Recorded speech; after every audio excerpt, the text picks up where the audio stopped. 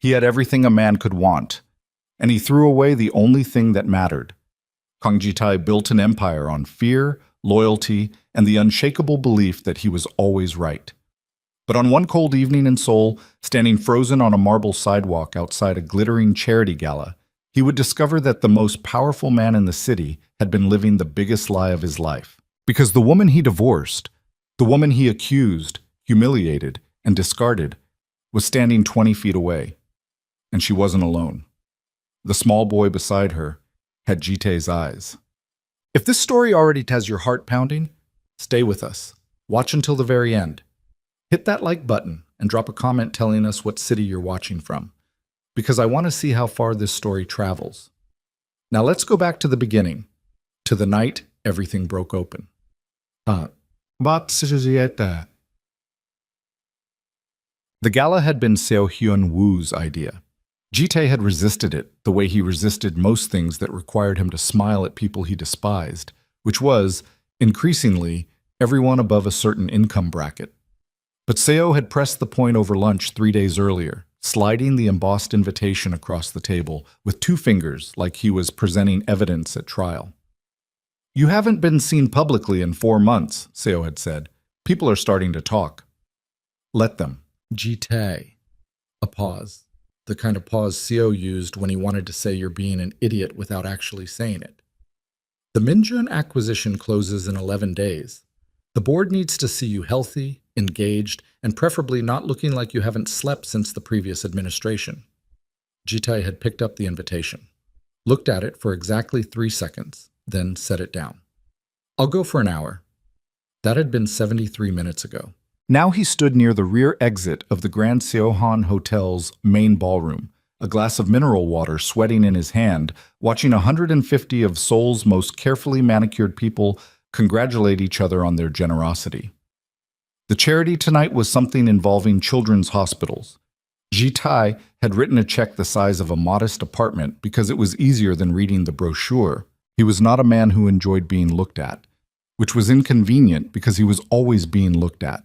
At 41, Kang Ji-tae was what certain journalists called architecturally handsome, the kind of description that meant his face was structured enough to be impressive but too controlled to be warm.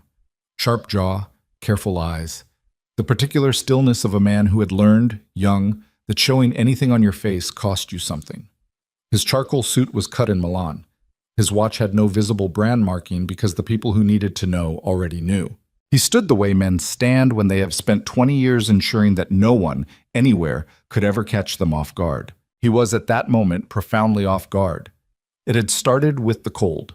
He'd stepped outside through the hotel's side service door at 9:47 to escape a conversation with a shipping magnate whose breath smelled like fermented ambition, and the November air off the Han had hit him clean and mean. The service alley ran alongside the hotel's main driveway, separated from the guest entrance by a low hedge. Through it, Ji-tae could see the orange glow of the hotel's entrance canopy, the black fleet of waiting cars, and the slow theater of arriving guests. He was lighting a cigarette, a habit he'd officially quit 2 years ago, but maintained privately with the same quiet stubbornness he applied to most things, when he heard a voice, a child's voice, high and earnest and absolutely certain about something. "But Mom, the T-Rex couldn't have actually eaten that fast. His arms were too short to hold the food properly." Ji-tae did not move. He did not know why he didn't move. There were children at these events sometimes. Children of donors, children of board members, small, well-dressed creatures who were largely irrelevant to the functioning of an evening like this. He had no particular feeling about children, but the voice that answered the small boy stopped him completely. "Baby, his arms weren't for eating. They were for..." A soft laugh, tired but real, not performed. "You know what? I don't actually know what they were for. Maybe they were decorative." "That's not scientific, Mom." "No, it's not. I'm clearly unqualified." Ji-tae's cigarette had burned to ash between his fingers. He knew that voice. He knew it the way you know a song that played during the worst year of your life.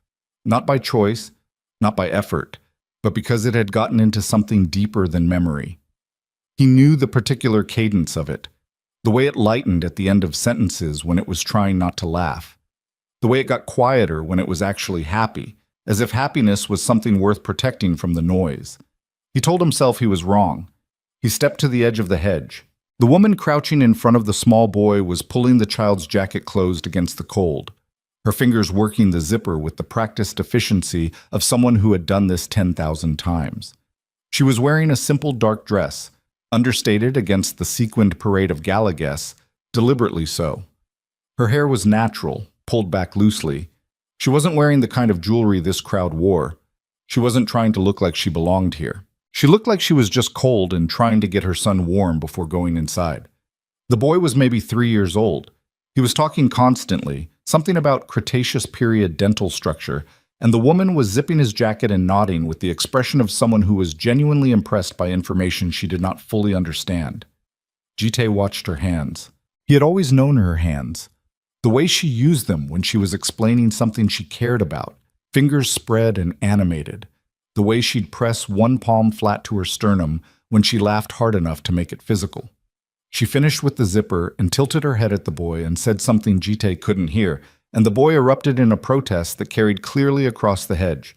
"I'm serious, Mom." And she turned, just to glance back toward the hotel entrance, checking something, orienting herself. It was a glance that lasted perhaps 2 seconds. But Jite saw her face.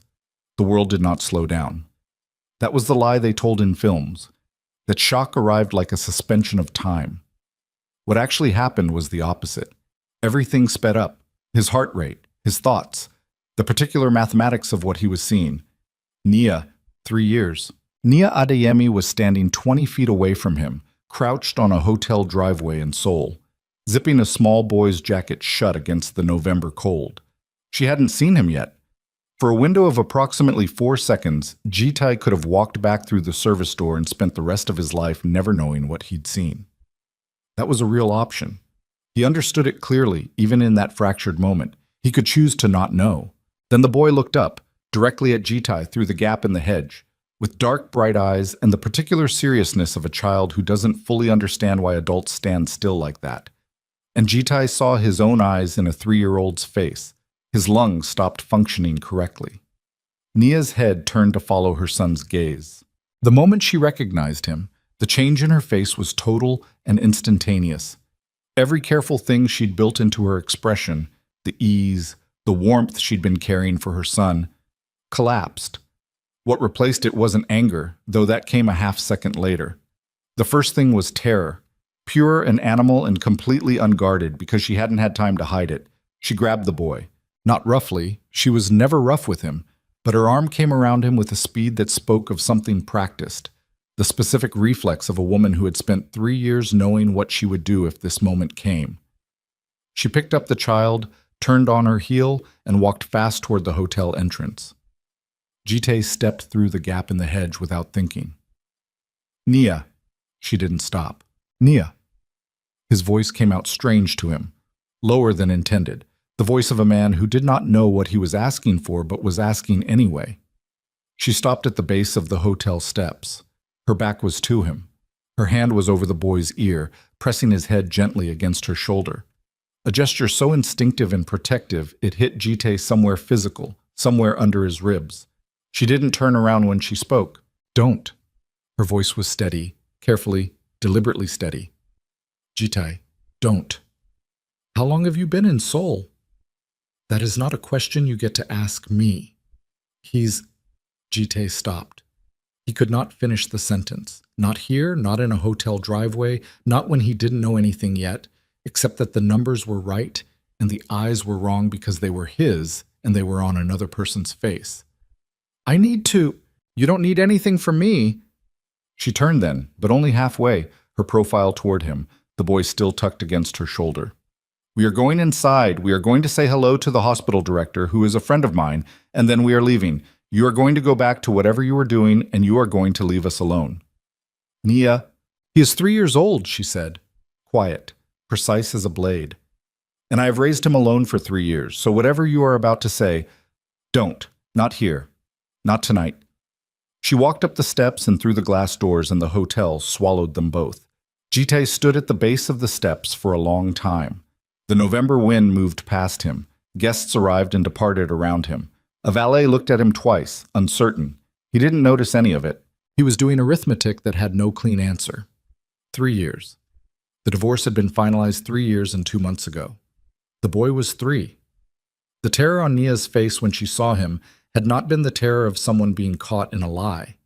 It had been the terror of someone who had built a life on the assumption that the worst thing had already happened to her, and was watching it potentially happen again. He walked back through the hotel's side entrance, past the service corridor, through the ballroom edge, where 150 people were applauding something, and out to the private car park where his driver was waiting. "Mr. Kang, take me home." He sat in the back of the car and did not speak for the entire 40-minute drive. His phone lit up 4 times. CEO, twice, and 2 board members whose names he didn't look at. He ignored all of it. When he got to his penthouse, he stood at the floor-to-ceiling windows that overlooked the river and the city lights scattered across the dark, and he tried to remember everything he told himself for 3 years. Every version of the story he'd constructed. The evidence, the photographs, the account transfers. The way his family's chief advisor, Park Dae-jung, had laid it all out with such practiced sorrow. "I'm sorry, Ji-tae. I know this is not what you wanted to see." He had believed it. He had believed it completely and immediately. The way men believe things they are already half afraid of. The way men who love women and do not know what to do with that love will sometimes grab onto a reason to stop. He had not allowed Nia to speak in her own defense. He had called his lawyers within 48 hours of seeing the evidence. The divorce had been executed with corporate efficiency. He had told himself it was strength, the refusal to prolong the inevitable, to drag something painful into extended suffering. What he had actually done was run. He understood that now, standing at the window. He had been understanding it, in pieces, for 3 years, but there had always been enough noise, enough work, enough acquisition deals and power negotiations and late nights in back rooms making decisions that moved money and men across the city. There had always been enough of all of it to drown out the part of his mind that kept returning to the look on her face when he'd served her with the papers. She hadn't argued. That was the thing that had come back to him again and again in the years since. Maya had sat across from his lawyers, read the documents, and signed them without mounting a defense. He had told himself it was confirmation. Guilt. The silence of someone caught. He had never once considered that it might be the silence of someone too devastated to fight. He poured himself 2 fingers of whiskey, did not drink it, and picked up his phone. "I need you to find someone," he said when the call connected. "As of tonight, full team. I need everything." The man on the other end of the line did not ask unnecessary questions. That was why Ji-tae paid him. Name? Nia Adeyemi. Last known location, Seoul. As of tonight, she was at the Grand Seohan Hotel Charity Gala. I need current address, employment, everything for the past 3 years. He paused. And I need it clean. She doesn't know she's being looked at. How soon? Yesterday. He set the phone down. Across the river, the city moved through its night routines. The shift workers and the taxi drivers and the late kitchen restaurant staff, the 1,000 small operations of a city that did not care about the particular suffering of its most powerful residents. Ji-tae watched the lights and thought about a small boy with serious eyes and a great deal of information about Cretaceous dental structure. He did not sleep. By 4 in the morning, the first report was waiting in his encrypted inbox. He opened it and read it through once. Then he read it again. Nia Adeyemi, 34 years old, Nigerian national, current resident of the Mapo district, in an apartment she'd been renting for 8 months. Before Mapo, a smaller apartment in Seodaemun. Before Seodaemun, a 6-month period that the investigator noted carefully appeared to correspond with a documented hospital stay. He stopped at that line. Read it 3 times. Moved on. Employment. Manager of a small independent bookstore called Hana Books in the Hongdae neighborhood. Opened 14 months ago by a Ms. Park Ji-yeon, for whom Nia had been working since month 1. Hours logged by the investigator, 40 to 50 per week, sometimes more. Income, modest. Savings, functional. Entirely self-generated. Financial history for the period since the divorce. 0 contact with any of Ji-tae's accounts. No transfers received, no support of any kind. The investigator had noted this twice because he was thorough and he understood his employer. She had taken nothing. Jite had been so certain she'd taken everything. The photographs in the file were long-range surveillance shots, standard for this kind of work. Nia at the bookstore, reorganizing a display. Nia at a neighborhood market, the boy on her hip, reaching for apples. Nia at a small playground in Mapo, pushing the boy on a swing, her head thrown back laughing at something he'd said. The boy's name, per the investigator's notes from a playgroup registration record, Micah. Micah Adeyemi, not Kang. Jite set his phone face down on the desk and sat in his chair and breathed, slowly, through something that had no clean name. It was not grief exactly, though it was shaped like grief. It was not guilt exactly, though it was made of guilt. It was the specific feeling of understanding, at a very late hour, the full dimensions of a mistake you cannot unmake. He had imagined, for 3 years, when he'd let himself imagine, that Nia had landed somewhere soft, that her family in Lagos had supported her, that she'd returned home and rebuilt something comfortable and probably found someone who deserved her better than he had. He had imagined this because it was easier than the alternative. The alternative was this file. 14-hour shifts. 2 apartments, each smaller than the kitchen in his penthouse. A hospital stay she had apparently navigated alone, and he did not want to calculate what that hospital stay corresponded with, though the arithmetic was simple and damning and sat in his chest like something with weight. She had given birth alone. The certainty of it arrived without drama, just arrived and stayed. She had given birth in a city where she knew almost no one, in a country that was not hers, carrying a child she had not planned, and whose father had severed every connection and told himself he was being decisive. Jite opened his desk drawer and removed the whiskey glass from earlier and drank what was left of it in one motion. He pulled up the encrypted file again and looked at the photograph of the playground. Micah was laughing at something. His face was completely open in the way small children's faces are, before they learn to manage what they show. He was wearing a yellow rain jacket despite the fact that the photograph appeared to have been taken on a dry day, which suggested he had strong opinions about the jacket. He was gesturing at something off-frame with the absolute conviction of a child making a very important point. His eyes were Jite's eyes. The jaw was Naya's. The gestures were entirely his own. But the eyes, the particular combination of dark and direct, and faintly too serious, were a feature Jite had seen in photographs of himself as a child, and never once thought about again until this moment. Sitting at his desk at 4 a.m, in a penthouse full of things that had stopped meaning anything. He was 3 years old. He had never once called Jite anything. He had never once had the opportunity. Jite picked up his phone and sent a single message to his investigator. I need current daily schedule. Bookstore hours, park visits, routines. Ongoing. Then he sat back in his chair and stared at the ceiling and waited for morning. He did not know what he was going to do. He only knew he could not continue doing nothing. The next 72 hours moved like a current he could not quite get ahead of. Jite attended 3 meetings, approved 2 contract renewals, and sat through an emergency call with his legal team about a permit dispute in Incheon, all while a second layer of his attention remained fixed on the encrypted updates appearing in his phone at irregular intervals throughout the day. Nia arrived at the bookstore at 9, left at 6.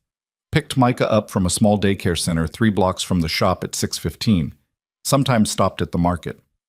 Usually home by 7:30. On the second day, the investigator noted that Nia had spent 40 minutes at the bookstore after closing, sitting alone at the reading table near the window with a cup of something hot and a book she did not appear to be reading. Jite stared at that line longer than was reasonable. He could picture it. The empty store, the low evening light, the book held open but unread, the particular stillness of someone who was exhausted in a way that sleep didn't fully reach. He had done that to her. Not all of it. She was strong. She had always been strong in ways he'd admired and occasionally failed to honor, but the foundational damage was his. The 3 years of managing alone were downstream from a single decision he had made in anger and pride, and the particular cowardice of a powerful man who'd rather be wrong than uncertain. On the evening of the 3rd day, against every instinct that had kept him functional for 20 years, Jite went to the park. Not to approach her. He was clear about that, or told himself he was. He just needed to see, to understand the full reality of what he was dealing with, the way he would approach any problem of significant consequence. not from reports and photographs, but from direct observation. He wore clothes that were not his usual clothes. Dark jacket, no branding. Cap pulled forward. He sat on a bench near the park's eastern fountain and watched Nia push Micah on the swings. The boy was wearing the yellow jacket again. Different pants, same jacket. He was explaining something with great intensity, arms out, head bobbing. And Nia was listening with the full weight of her attention in the way she had always listened to things she found genuinely interesting. And watching her listen to her 3-year-old son with that quality of attention made something in Jitai's chest do something he did not have the vocabulary for. Micah suddenly threw himself off the swing at the apex, a genuine leap of faith, trusting entirely that gravity would do what it always did, and landed running, immediately pelting toward the pigeons near the fountain with a shriek of pure joy. Nia's hand shot up automatically and then dropped when she saw he'd landed clean, and she pressed one palm flat to her sternum. Jitai recognized the gesture. He had always loved that gesture. The particular laugh of someone whose heart rate had just spiked and was now coming back down. He had not laughed, genuinely, unexpectedly, the involuntary kind, in 3 years. He could not remember the last time he'd had a reason to. He was so focused on Micah careening around the fountain that he did not notice Nia had gone still until he looked up. She was looking directly at him.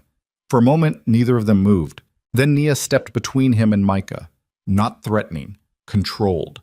The move of a woman who had thought about this scenario and knew exactly what her body would do if it arrived. She didn't speak. She didn't need to. Her eyes said everything her voice had said 3 days ago at the hotel steps, and several additional things she hadn't had the occasion to say yet. Jitai stood up. "I'm not—" He stopped, tried again. "I'm not here to cause a problem." "Then leave." Her voice was barely above conversational. Micah was still at the fountain, apparently conducting a diplomatic negotiation with a pigeon. "You're already causing one by being here." "I just needed to see—" "You don't get to just need things anymore." Her jaw was set, not trembling. Set. "You gave that up. You made a choice, Jitai. You made it very efficiently and very finally, and I accepted it. I built something from what was left. You don't get to show up and look at what I built." Nia. He was not a man who begged. He had not begged for anything since he was 12 years old and had decided never to be in that position again. His voice came out more raw than he intended. "I'm asking for 5 minutes." "No." "He's my—" "Don't." The word was a wall. "Don't you dare finish that sentence in a public park." Jitai's throat worked. Micah had noticed his mother wasn't pushing him anymore and was trotting back across the grass, yellow jacket flapping. Mom, the pigeon took the cracker from my hand. It just—" He stopped when he saw Jitai, and the same thing happened that had happened at the hotel. The child looked at him with a candid and somewhat suspicious assessment. "Who are you?" "He's nobody, baby," Nia said. "Come on, we're going home." "But we just got here." "Micah." The boy looked at his mother's face, read it with the expertise that small children develop for the emotional weather of the person they love most, and said, "Okay." He took her hand without being asked. Jitai watched them walk away across the park. Nia's hand around Micah's, the boy's chatter already resuming, though quieter now, close against her side. The yellow jacket bright against the gray of the November afternoon. He stood at the bench until they were gone. Then he sat back down, put his elbows on his knees, and dropped his head into his hands. The park noise continued around him. Children, pigeons, the fountain's low percussion, ordinary afternoon sounds. He sat inside them like a stone in a river and felt the water moving past. His phone buzzed. He looked at it automatically the way he always did, because the phone was where the work lived and the work was what he'd built his life around when the life stopped containing anything else. The message was from his investigator. Additional item flagged. Subject has active booking with Korean Air, flight KE 521. Departure, Incheon to Lagos via Dubai. Date, 7 days from today. Round trip, negative. One way. Jitai read it twice. His heart did not slow down. Apartment lease, terminated, effective end of current month. Bookstore employment, last day noted in payroll records as 3 days before departure date. He sat up, Subject appears to have sold or liquidated most household items via online secondhand platform over past 6 weeks. Current property at residence significantly reduced. He stood up from the bench. One additional notation. Minor's daycare registration was formally withdrawn this week. Jitai was already walking. Not toward anything specific. Just walking, because sitting had become impossible. The park seemed too small suddenly. The ordinary afternoon sounds too loud. The distance to the exit too long. She was leaving. Not hiding. Not relocating across the city. Leaving. Ending it. Taking Micah back to Lagos and closing a chapter in a way that had no revision and no sequel. He would be a city she'd passed through, a mistake she'd survived, a name her son would never have a reason to say. Jite reached the park gate and stood on the pavement outside it, and looked at his phone and thought about everything he had spent 3 years not allowing himself to think about. He thought about the morning the evidence had been presented to him in Park Dae-jung's office, the photographs, the account documentation, the quiet devastation in Park's voice as he'd said, "I tried to find another explanation, Jite. There isn't one." He thought about how quickly he'd moved, how decisive he'd been, how he'd told himself that decisiveness was a virtue, that dragging it out would only make it worse, that the cleanest cut was the kindest one. He thought about Nia's face when the papers arrived, the thing he'd seen there and immediately looked away from because looking at it directly would have required him to question everything he'd decided. He thought about a hospital stay logged in an investigator's report as a single bland notation among other single bland notations. He thought about a boy in a yellow jacket who asked serious questions about dinosaurs and had Jitai's eyes and had never once heard his father's name. He pulled up the number for Park Dae-jung in his phone, looked at it for a long time. Then he put his phone in his pocket and started walking back toward his car. He had 11 days until the Minjun acquisition closed. He had 7 days until Nia's flight left Incheon. And somewhere in the gap between those two facts was a decision so large he could feel the edges of it from where he was standing, like the shadow of something that hasn't landed yet. He thought about what Seo had said over lunch. People are starting to talk. Let them, he had said. He was beginning to understand how little that had ever actually meant. His driver saw him coming and reached for the door. Jite got in, sat back against the seat. The city moved past the window in the particular way it moved at this hour. Amber and gray and relentlessly ongoing, all those lives stacked against each other. Everyone carrying something, nobody looking particularly at peace with it. His phone lit up. Seo Hyun-woo, board pre-signing call is confirmed for Thursday. You need to be on it. This is not optional. Jitai looked at the message. He thought about Thursday. He thought about 7 days. He thought about a yellow jacket and an airport gate and a one-way ticket and a little boy who would grow up with his mother's last name and no particular reason to wonder what he'd inherited from the other side. He turned the phone face down on his knee. Outside the window, Seoul moved through its evening routines, indifferent and enormous and utterly unconcerned with the question of what one man in the back of a black car was going to choose.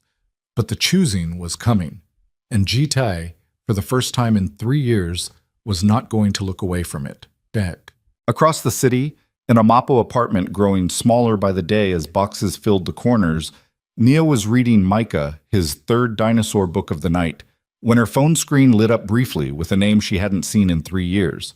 A notification from a forwarded contact, someone in Jitae's circle who had found her number she didn't know he had. She looked at it for 3 seconds, turned it face down, kept reading. But her hands weren't quite steady on the pages anymore.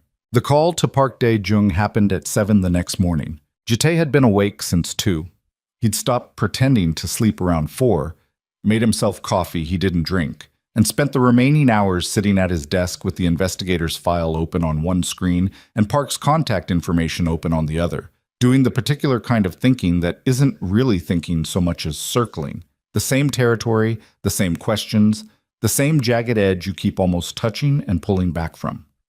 By 7, he was done circling. Park answered on the second ring, which meant he'd been awake too, which meant something. Jitae.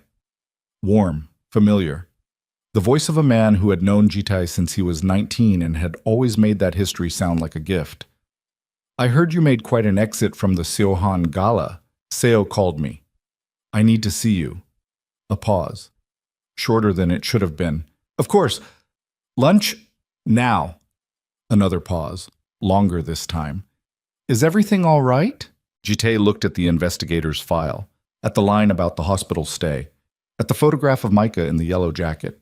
No, he said. It isn't. Park's office was in Gangnam, on the 14th floor of a building his family had owned since before Jitae was born. It was the kind of office designed to communicate stability. Dark wood, framed certificates, a window that looked out over the kind of soul that had money in it. Jitae had sat in the chair across from Park's desk maybe 200 times in his life. For business. For family matters. For the occasion, 3 years ago, when Park had laid out a file of evidence and told him, with practiced sorrow, that his wife had been moving money. Park was already standing when Jitae entered, already reading the room. Sit down, Jitae said. I live here, Park said mildly. But he sat. Jitae did not sit. He stood in front of the desk and put the investigator's summary down on the surface between them. A single printed sheet, selected items highlighted. She never touched the accounts, he said. Park looked at the sheet. His face did not change in any dramatic way. That was the tell. The very deliberate absence of surprise. Jitae, 3 years of financials. Independent audit, not mine. She never received a single transfer. She never accessed a single account. She worked 14-hour days in a bookstore and raised a child alone. He let that sit for exactly 3 seconds. So I need you to explain the documentation you showed me. Park sat back in his chair.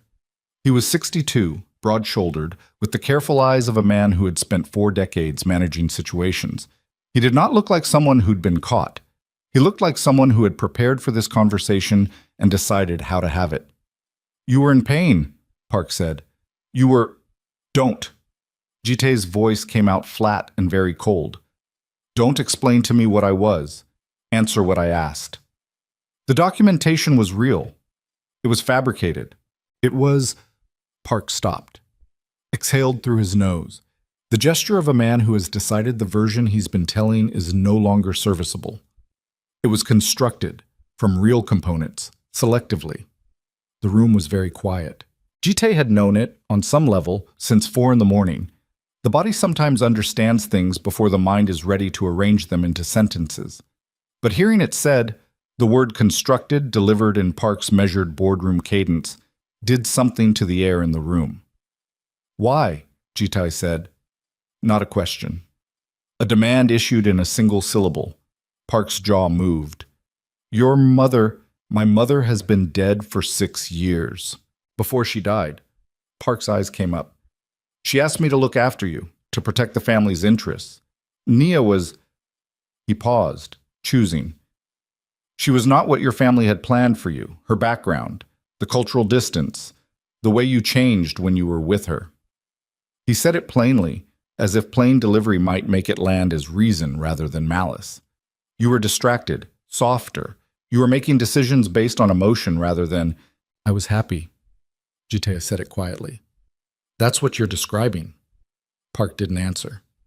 You destroyed my marriage, Jitae said, because I was happy. I protected the family's position. She had a child. The words came out with an edge that made Park finally go still. She was pregnant when I served her with the papers, and she didn't tell me, and I never gave her a reason to. She gave birth alone. She raised him alone. For 3 years. Jitae picked up the printed sheet from the desk. His name is Micah. He's 3 years old. He has never once said the word father, and that is on you as much as it is on me. Park opened his mouth. Don't speak, Jitae said. I'm not finished. He wasn't, but for a moment he couldn't continue because something was happening in his chest that he did not have clean management of. And the one thing Jitae Kang had never permitted himself was visible loss of control in a room with another person in it. He breathed. Once. The way you breathe when the only alternative is something you can't take back. I'm going to need everything, he said. Every piece of the original fabrication. Everyone involved. Every decision made. He straightened his jacket. And I'm going to need to know if there's anything else. Any other moment where someone in this family decided they knew better than I did what my life should look like. Park's face had gone careful and internal. The face of a man running calculations. Jitae, think about what you're doing. The acquisition. The acquisition can wait. It cannot wait. 11 days. Park. Jitai's voice had gone somewhere very quiet, the kind of quiet that in his world meant everything that wasn't quiet should pay attention. I'm not talking to you about the acquisition right now. I'm telling you that if you do not give me everything I've asked for by tomorrow morning, the next conversation we have will be conducted by lawyers. He left. The elevator ride down was 14 floors, and he spent all of them staring at the middle distance with his hands loose at his sides and his breathing deliberately even, the way he'd taught himself to move through the hours after decisions that could not be undone. In the lobby, Seo was waiting. Jitai stopped. Seo Hyun-woo was 45, lean, perpetually well-organized in the way of men who had learned early that chaos was what happened to other people. He was also the only person in Jitai's orbit who spoke to him without performance, which made him either Jitai's most valuable relationship or his most dangerous one depending on the day. Today he looked like he'd been there a while. "How long have you been waiting?" Jitai said. "Since before you went up." Seo fell into step beside him without being invited. "What happened at the gala?" "Not here." They got into Jitai's car. The driver knew without being told to circle to keep moving without a destination until instructed otherwise. It was a protocol established for conversations that couldn't happen in offices. Jitai told him about Nia, about Micah, about the park. He told it the way he told things that mattered, without ornament, chronological, just the facts laid out in order so Seo could understand the shape of the problem. Seo was quiet through most of it. When Jitai finished, Seo looked out the window for a long moment and then said, "A son." "Yes." 3 years old." "Yes." And Park fabricated the evidence, admitted it this morning, partially. Jitai's hand was on his knee, fingers pressed flat. "I think there's more." Seo turned to look at him directly. "What are you going to do?" "She has a flight in 6 days." "I know. I had my own team verify when you called me last night." Seo's expression was not quite readable. "Jitai, I need you to hear me very clearly. What you are about to do, whatever it is, will have consequences for the acquisition, for the board's confidence, for—" "I know. Do you?" Seo's voice was not unkind. It was the voice of a man who had watched Jitai operate for 15 years and understood exactly how the machinery of him worked. Because the last time you made a large emotional decision quickly, it cost you something you spent 3 years not admitting you regretted. The car moved through morning traffic. Outside the windows, Seoul went about the business of being enormous and indifferent. "I made that decision in 48 hours based on false information fed to me by someone I trusted," Jitai said. "This one I've been making for 3 years without knowing it." Seo was quiet. "She's leaving in 6 days," Jitai said again. "After that, she's gone. He's gone.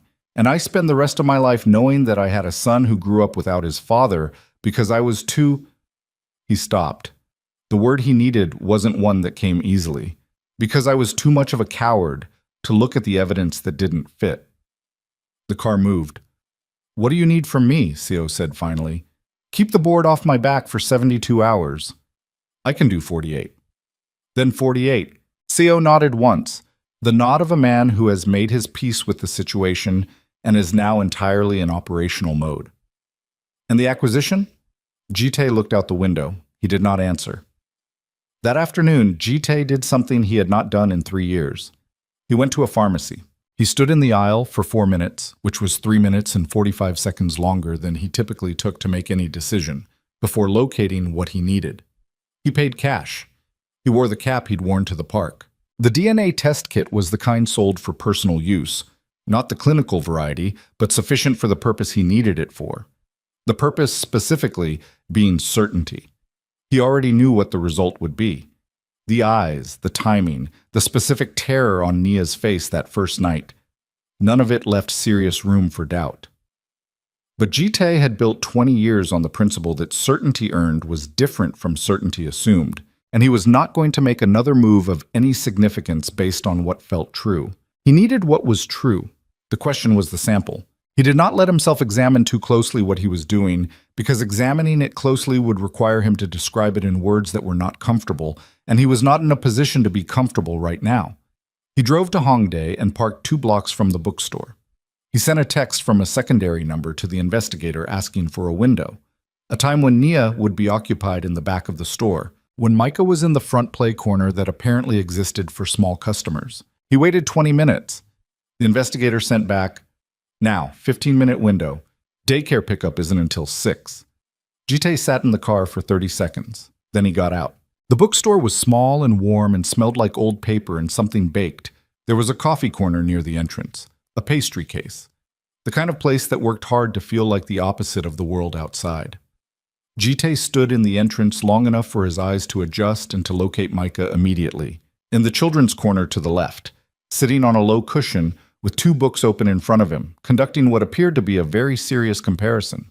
The person at the register was not Nia, a young woman, probably a part-time employee, who looked up and smiled the practiced bookstore smile. "Can I help you find something?" "Just browsing," Jitai said. He moved to the adjacent shelf. Close enough. He crouched to examine a low shelf. The boy was 3 feet away, absorbed in his books, and had not looked up. Then he did. Micah looked at him with the direct and unself-conscious assessment of a child who had not yet learned that staring was impolite. He looked at Jitai for a full 3 seconds. Then he looked back at his books. Then he looked up again. "You have the same eyes as me," Micah said. Conversational. The way children say things that wreck adults, without drama, without intention, without any awareness that what they've just said has landed somewhere and is doing damage. Jite did not breathe for a moment. "Do I?" he said. Micah turned a page. "Mom says my eyes are special. She says they're a shape she never saw before." He looked up again, curious rather than suspicious. "She says it like it's good, but I think maybe she says that because she's my mom." "Moms say true things," Jitai said, and his voice came out rough. Micah considered this. "Some things," he allowed. Then he held up one of the books. "Do you know about mosasaurs? They're from the Cretaceous, but people always forget them because of the T-Rex." "I don't know much about them," Jitai said. "That's okay," Micah said generously. "Most adults don't." He went back to his book. Jitai completed what he'd come to do. A drinking straw from the child's cup near his cushion, bagged and sealed with hands that were not entirely steady, and stood and looked at the top of Micah's head for 5 seconds. He would not permit himself to count. Then he walked to the register, bought a book he did not look at the title of, and left. He sat in the car for a long time before he started the engine. The results arrived 51 hours later. Jite was in his home office when the encrypted notification came through. It was 11:40 at night. He had a glass of water on the desk and a contract review open on his secondary screen that he had not been reading for 2 hours. He opened the result, 99.97% probability of paternity. He read it 3 times. Then he set the phone face down on the desk. He already knew. He'd known from the moment he'd seen Micah's eyes in the hotel driveway. But knowing and having the documentation were 2 different weights, and the second weight was different in kind from the first.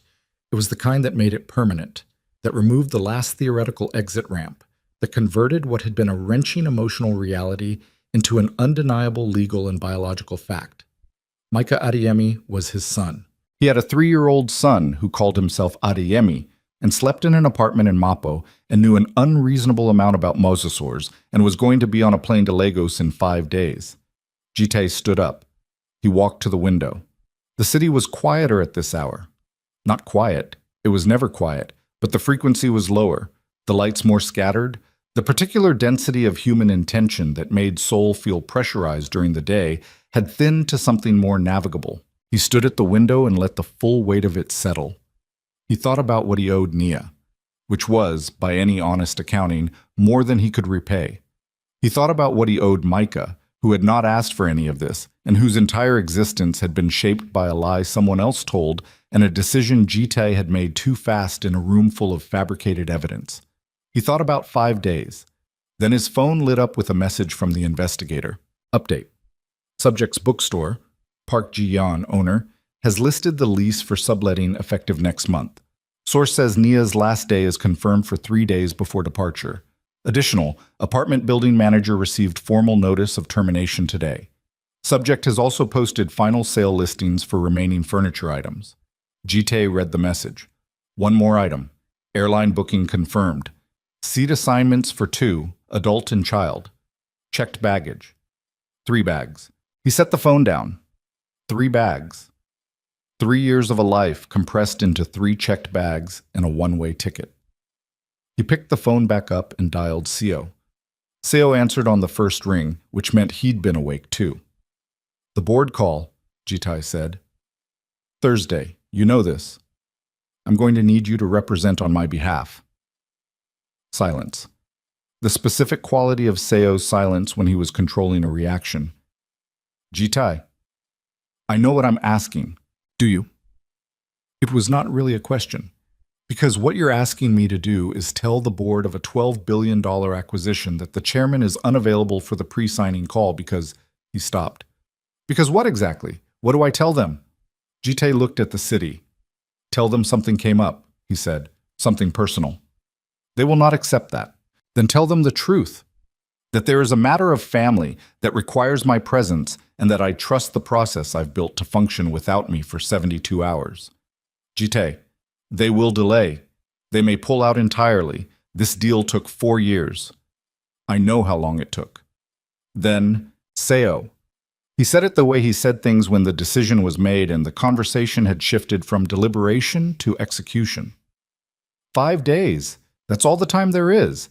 After that, she's gone and I spend the rest of my life being the man who had the chance and didn't take it. He paused. I've already been that man for 3 years without knowing it.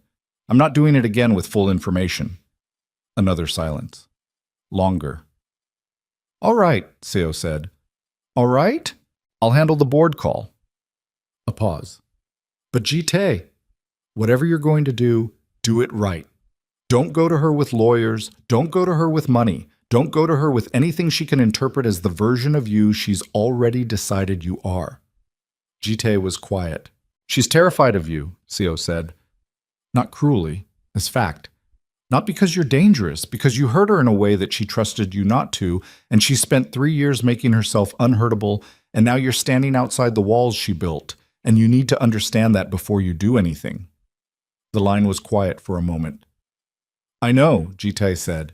Good. He hung up. He stood at the window for a long time after. 5 days. He had 5 days to undo 3 years and no clean strategy for it, and a son who didn't know his name, and a woman who'd built something strong and careful out of the wreckage he'd left her, and who had every reason in the world to keep walking toward that departure gate without looking back. And somewhere in the city, in a Mapo apartment that was getting emptier by the day, Nia was probably doing exactly what she'd been doing for 3 years. Managing, preparing, moving forward because stopping was not something she'd allowed herself. She didn't know about the DNA result. She didn't know that Jite was standing at his window at midnight with the confirmation in his hand, and 5 days to figure out whether a man who had been wrong about everything could find a way to be right about the right thing. That was where part 2 had left him. Suspended in that sentence like a man on a ledge, 1 foot forward, the city spread out below, and no guarantee the ground was where he thought it was. He finished the sentence alone, in the dark, the way he'd been finishing most things for 3 years. Whether a man who had been wrong about everything could find a way to be right about this. He didn't sleep. He made a plan instead, which was what Jite did with sleepless hours, converted them into structure. By 3 in the morning, he had a sequence, not a script. He wasn't foolish enough to think this was something he could script, but a sequence. Find Park's full documentation first, understand the complete shape of what had been done to him, then go to Naya with the truth in his hands instead of just the confession in his mouth. He needed her to know that he knew, not that he suspected, not that he felt guilty, that he knew, specifically, what had been built and how and by whom.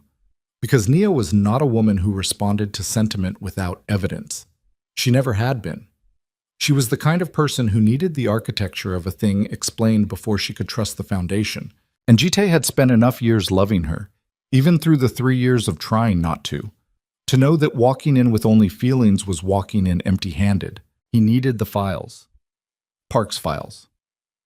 By 7 the next morning, he had sent 3 messages and received 0 responses. By 9, his legal team confirmed that Park Dae-jung had left his Gangnam office the previous evening and had not returned.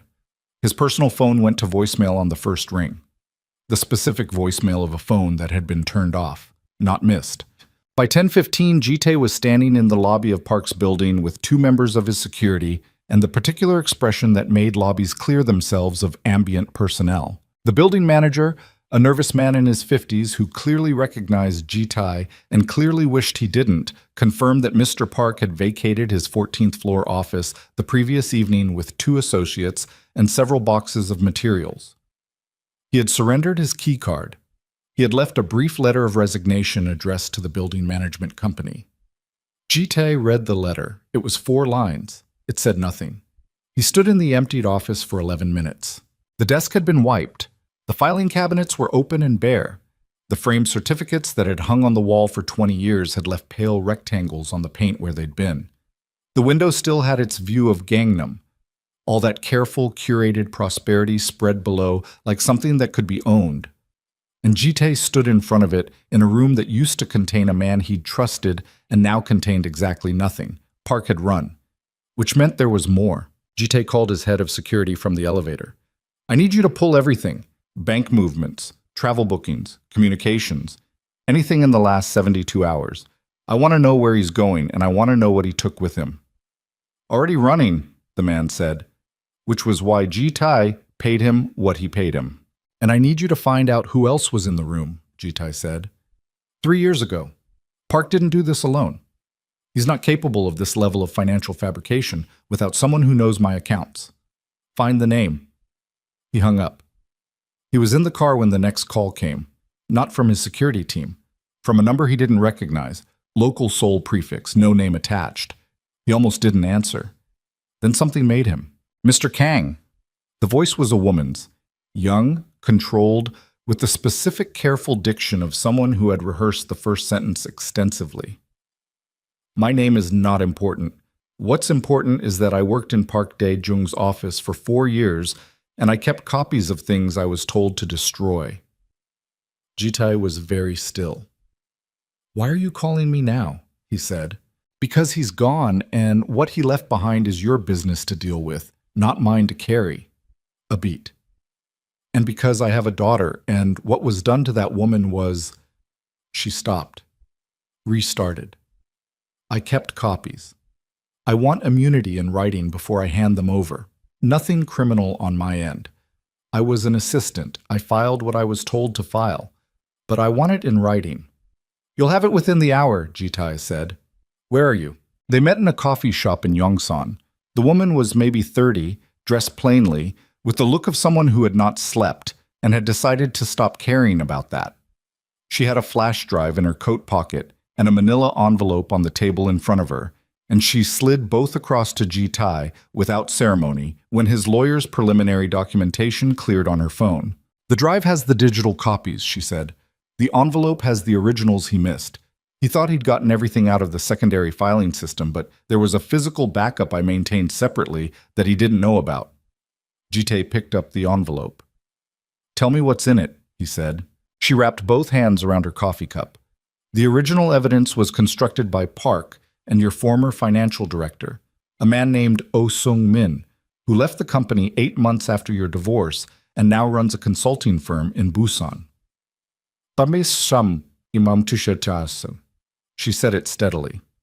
"The account transfer records were fabricated using a combination of your wife's legitimate transaction history.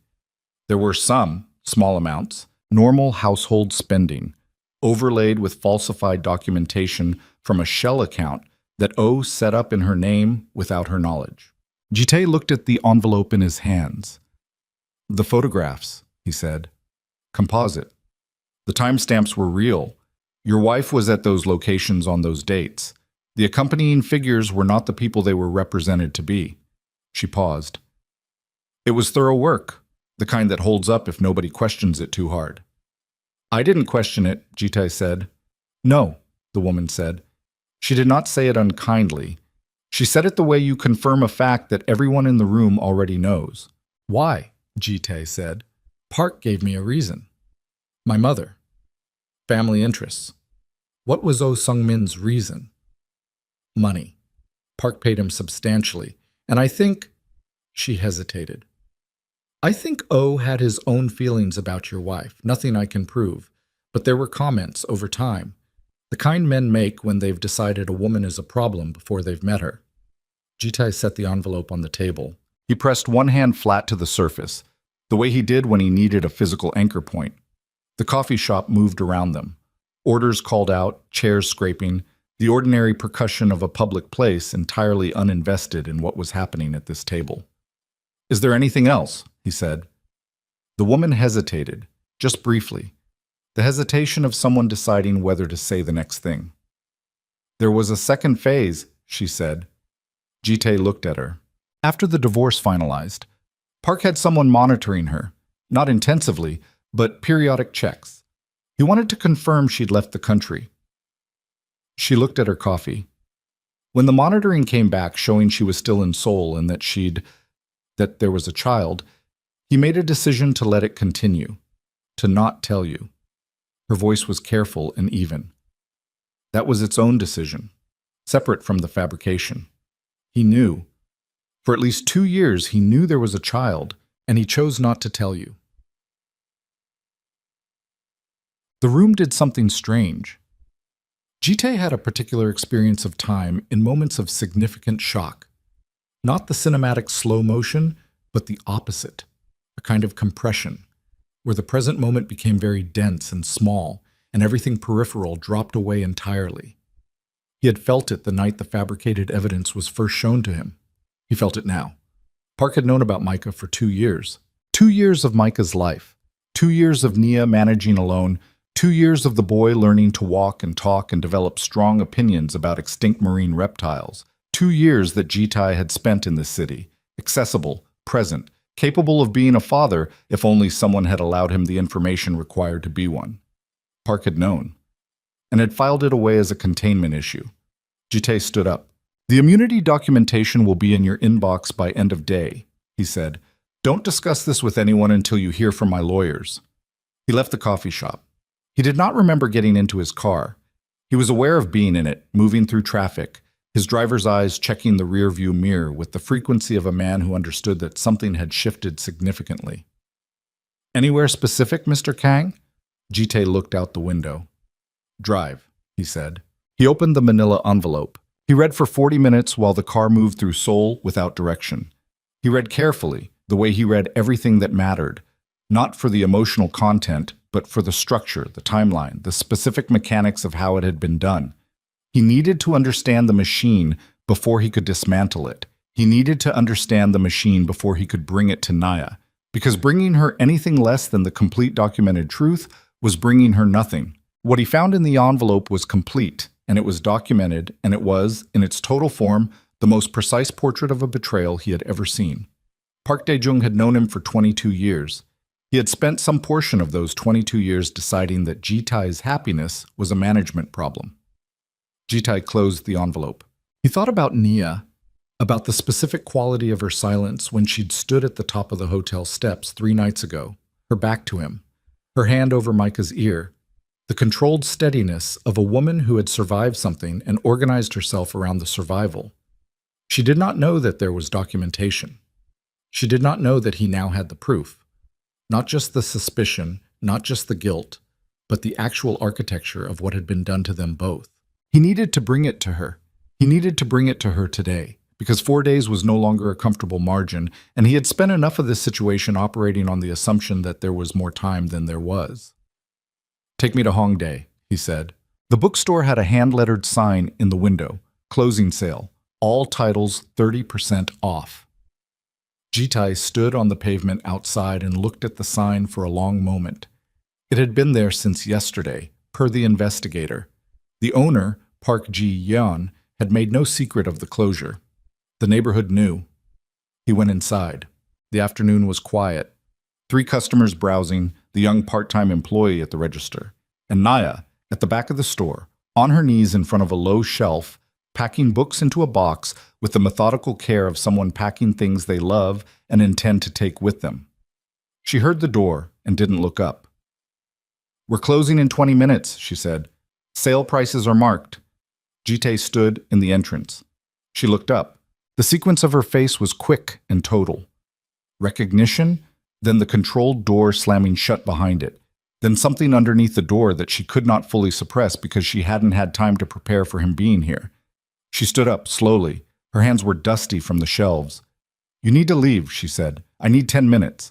You need to leave my place of work." Her voice was level, but her jaw had a particular set to it that Jitai recognized, the set of someone who is not going to be moved and knows it and needs you to know it too. "Naya." He crossed to the back of the store, lowering his voice, conscious of the 3 customers and the employee. "I have documentation. The original evidence, it was fabricated. I have the proof of it. I have the names of the people who did it, and I have the paper trail, and I need you to stop. To look at it because you deserve a—" "Jitai." She stepped toward him. One step, which closed the distance enough to be a statement. Her voice was barely above a whisper, and it was made of something harder than anger. "I don't care." He stopped. "I don't care about the documentation," she said. "I don't care about the fabrication. I don't care about who did it and how." Her eyes were steady on his. "Do you understand what I'm telling you? I spent 3 years not caring about it. I spent 3 years not trying to prove anything or clear anything or go back and fix anything because there was nothing to go back to. There was only forward. There was only Micah." "He's my son," Jitai said. The words landed in the space between them. Nia did not look away. Her chest moved with one controlled breath. "Yes," she said. "He is. He's my son, and I didn't know it. I know you didn't know." Something shifted in her voice, not softening, something more complicated than softening, something that had edges. "I know. I made a decision not to tell you because the man who served me with divorce papers without one conversation was not a man I wanted anywhere near my child. The evidence was false. The evidence was what it was." Her voice went quiet and very direct. "You had a choice in how you responded to it. You chose not to speak to me. You chose not to give me an hour to respond. You had lawyers on the phone within 2 days, Jitai. 2 days. After 4 years of marriage. And I could have fought it. I had grounds. I could have dragged it through the courts for a year. I chose not to. I chose to take Micah and build something clean." Her jaw moved. "Don't come in here with documentation and expect me to feel like that changes the architecture of what you did." She turned back to her box. "I'm leaving in 4 days," she said. "We're going home. That's final." Nia, final. The word closed the room. Jite stood in the back of the bookstore with the envelope in his hand and the documentation inside it, and the full truth of the fabrication laid out. And none of it, not one page of it, was the currency she needed from him, because she had already done her own accounting, and the ledger she was working from had a different bottom line than the one he'd brought. He left. He sat in the car outside the bookstore for 22 minutes without speaking or moving. His phone buzzed 3 times. He looked at none of them. His security chief called. He answered. "We found Oh Sung-min," the man said. "He's in Seoul. Flew in yesterday. He's been meeting with someone. We're still identifying who, but the location is Apgujeong, upscale building, multiple visits." Jite straightened. "Identify the contact," he said. "Today. We're on it. One more thing, was Park's travel bookings came through. He left for Singapore last night. Private charter, paid through a third-party entity. But Jitai—" A pause that had weight in it. "The third-party entity traces back to a holding company. The holding company has one registered shareholder." Jite waited. "Your cousin," the security chief said. "Kang Hyun-soo." The name arrived like a flat stone dropped into still water. The ripples moved outward, and Jitai sat in the back of the car and felt them move through everything he thought he'd understood about the shape of the problem. Hyun-soo, 44 years old. Second in line in the family corporate structure, which had become first in line the moment Jitai had married outside the family's expectations and started making decisions that Hyun-soo publicly supported and privately spent considerable energy undermining. A man who smiled at the right moments and said the right things, and whom Jitai had dismissed for years as ambitious but manageable. Not manageable. Not even close to manageable. "Keep tracking it," Jite said. I want Hyunsu's communications for the last 6 months. Everything. He hung up. He pressed his thumb and forefinger to the bridge of his nose and sat in the stopped car and understood, for the first time, the true perimeter of what he was inside. This had not been Park acting alone out of loyalty to a dead woman's wishes. This had been an organized effort, Park, Oh Sung-min, and Hyun-soo, at minimum, to remove Nia from Ji-tae's life and reposition the power structure of the family empire in a way that Hyun-soo could benefit from. The divorce had not been a side effect. It had been the point. Destabilize Ji-tae emotionally, remove the marriage that was humanizing him and making him softer, and create a version of him that was isolated and controlled and easier to manage. And it had worked. For 3 years, it had worked. Ji-tae got out of the car. He stood on the pavement outside the bookstore, the November cold coming off the street, and looked at the hand-lettered closing sale sign in the window, and thought about 4 days and about Hyun-soo and about the board call he'd asked Seo to cover and about the Minjun acquisition that Hyun-soo was positioned to benefit from if Ji-tae was sufficiently destabilized or sufficiently distracted. He thought about Oh Sung-min in Apgujeong making visits to a contact they hadn't identified yet. He thought about what one more phase meant when the first 2 phases had been a fabricated divorce and a 2-year concealment of a child's existence. His phone rang. Seo. Ji-tae. His voice was tight. The particular tightness of a man trying to deliver information calmly when the information is not calm. The board call. I need you to listen and not react until I finish. Tell me. Hyun-soo called an emergency shareholder meeting this morning. I don't know how he got the votes, but he has enough to call it. It's scheduled for tomorrow. A pause. The stated agenda is a vote on chairman fitness, specifically whether the current acquisition can proceed under current leadership, given the chairman's recent pattern of erratic decision-making and personal. Seo stopped, and Ji-tae could hear him choosing the word. Personal instability. The wind moved down the street. Ji-tae stood on the pavement and understood that he had 4 days until Naya's flight and 1 day until a shareholder vote engineered by his cousin to remove him from his own company, and that somewhere in Apgujeong, a man named Oh Sung-min was sitting with someone Ji-tae's team hadn't identified yet. Making plans that were part of a pattern Ji-tae had only understood the shape of in the last 2 hours. And Nia didn't know any of it. She was in the back of a closing bookstore packing the last of the shelves into boxes, and she didn't know that the people who had destroyed her marriage were now attempting to finish what they'd started, and that the man she'd refused 10 minutes was standing on the pavement outside, understanding that the battle was not the one he'd thought it was. Ji-tae, Seo said, what do you want me to do? Ji-tae looked at the closing sign in the bookstore window. He thought about the envelope in his hand with the documentation inside it that Nia had said she didn't care about. He thought about Micah in a yellow jacket telling a stranger that most adults didn't know about mosasaurs, and that was okay. He thought about a shareholder vote and a cousin who had spent years smiling at the right moments. He thought about what it meant to be the most feared man in a city and still have spent 3 years losing everything. Ji-tae said, call an emergency session of the full board, not tomorrow, tonight.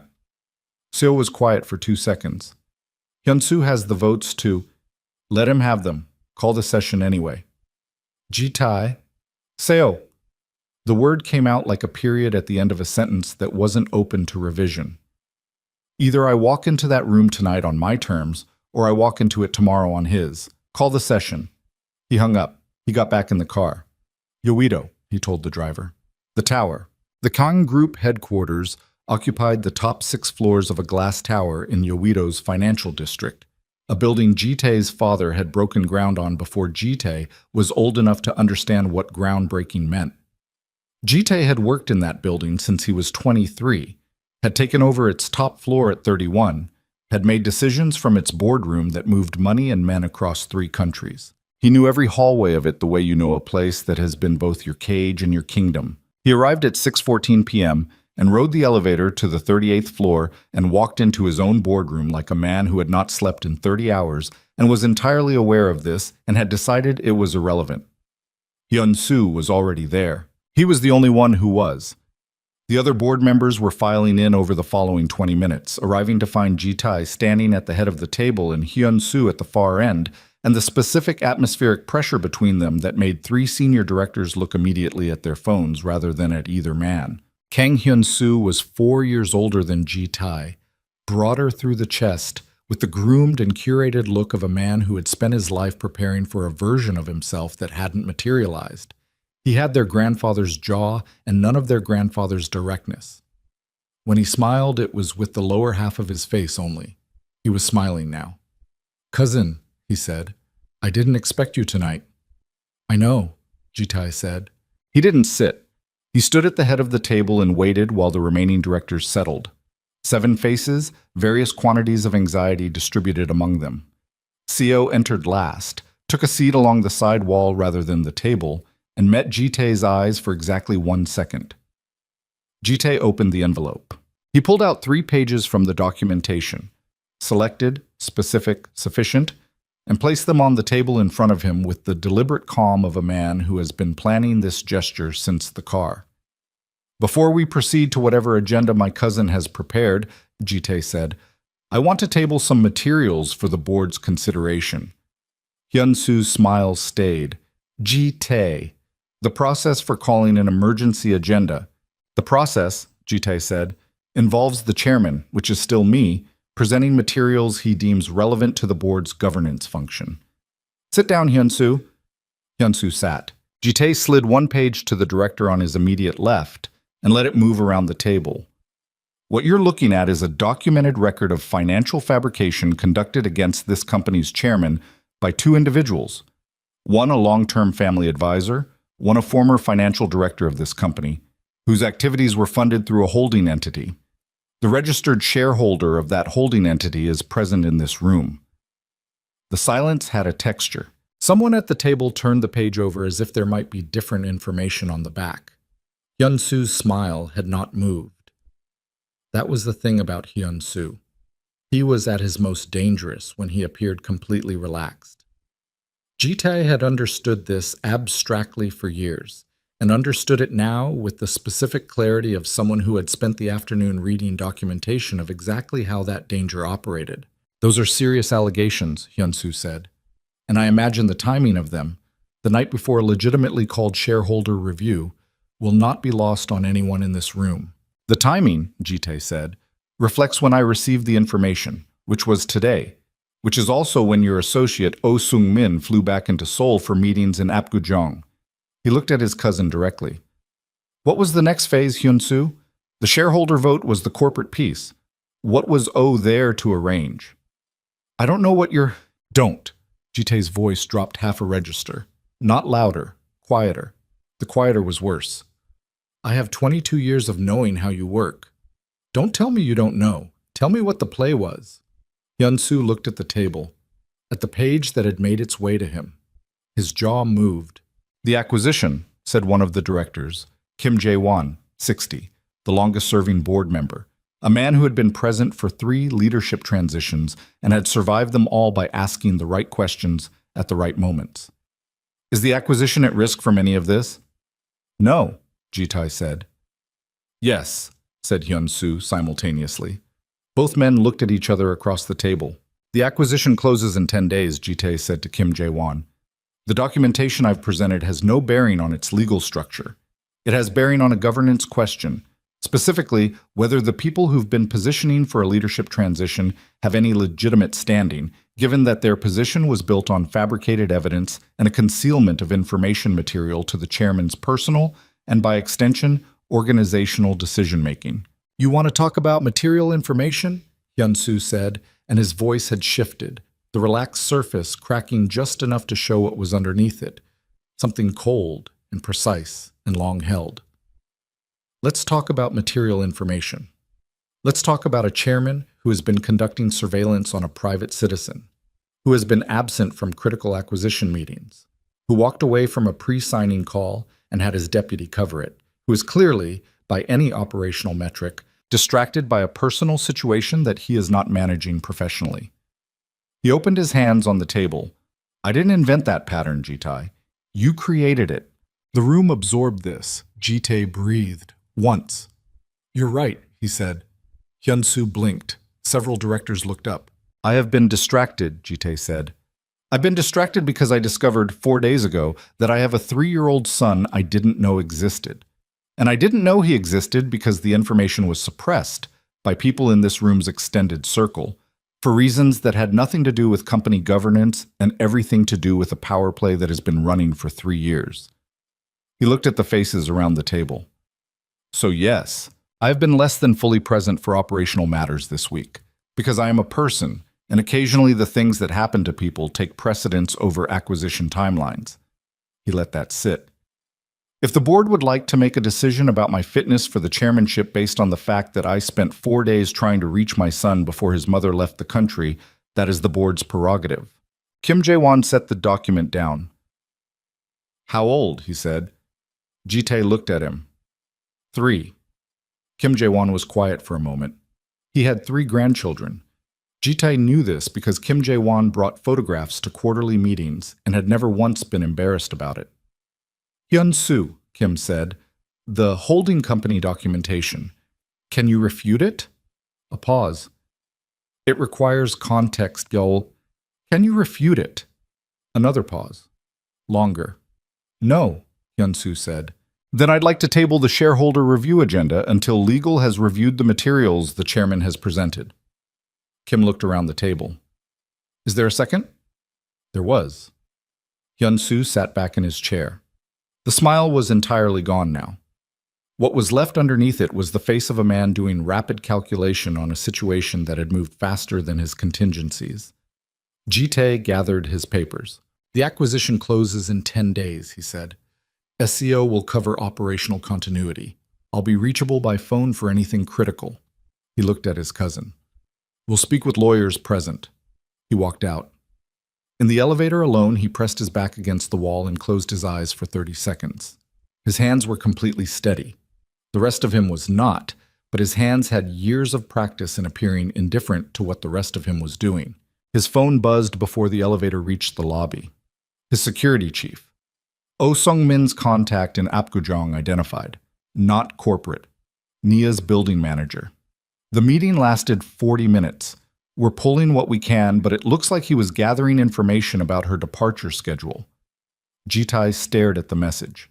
The elevator doors opened. Second item. Oh made 2 additional calls after the Apgujeong meeting. 1 to Park in Singapore.